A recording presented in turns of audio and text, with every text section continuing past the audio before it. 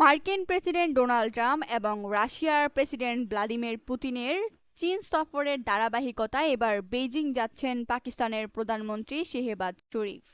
চীনের সরকারের আমন্ত্রণে 23 মে থেকে 26 মে পর্যন্ত 4 দিনের রাষ্ট্রীয় সফরে তিনি চীন অবস্থান করবেন।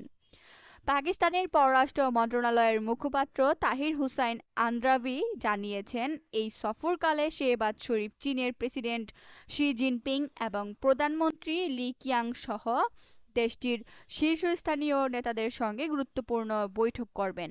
পাকিস্তান ও চীনের মধ্যে কূটনৈতিক সম্পর্কের 75 বছর পূর্তি উদযাপনের এই সময়ে সফরটি দুই দেশের কৌশলগত অংশীদারিত্ব আরও জোরদার করার ক্ষেত্রে অত্যন্ত তাৎপর্যপূর্ণ ভূমিকা রাখবে।